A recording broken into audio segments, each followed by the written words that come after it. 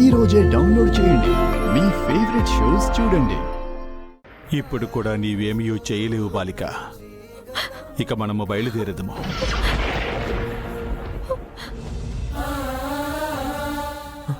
ఆరు చనిపోయినప్పుడే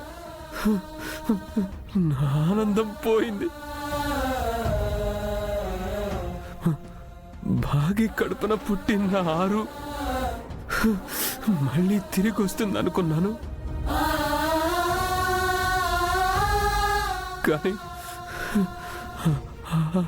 కానీ ఆ దేవుడికి నా మీద దయ లేదు.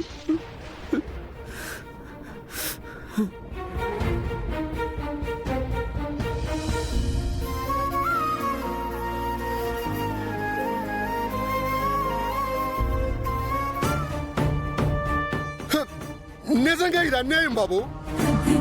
మీకు జరిగిన ఈ అన్యాయం గురించి ఆ దేవతనే నిలదీస్తాను. అమ్మా అమ్మా అమ్మా తల్లి, ఏంటమ్మా ఇది?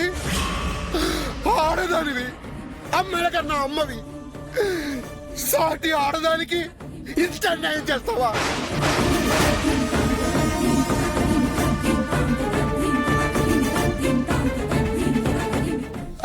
నా కూతురికి కడుపు కోత మిగులుస్తావా? కడుపులో బిడ్డని కడుపులోనే కడదేర్చావు కదా తల్లి. ఇలా చేయడానికి నీకు మనసు ఎలా ఒప్పిందమ్మా?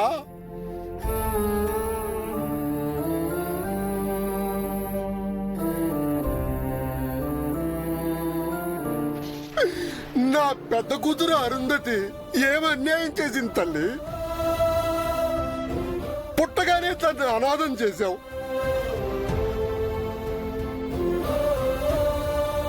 నానా కష్టాలు పడి పెరిగి పెద్దదై ఒక మంచి మనిషికి భార్య అయి 4 పిల్లలకి తల్లి అయి సంతోషంగా ఉంది అనుకునే సమయంలో అర్ధాంతరంగా తన ప్రాణాలు తీసేశావు.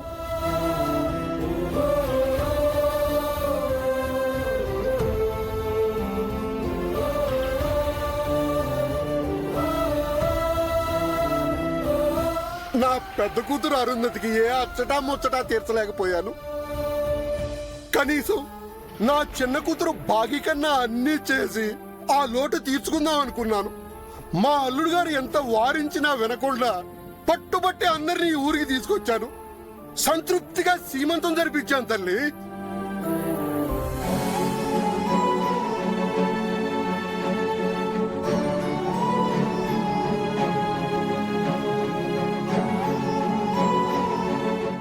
నువ్వేం చేశావు?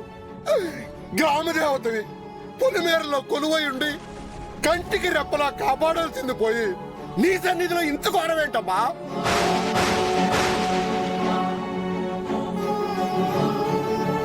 నీ కళ్ళ ముందే ఒక పసికందు ప్రాణాలు పోతూ ఉంటే చూస్తూ ఎలా ఊరుకున్నావు తల్లి?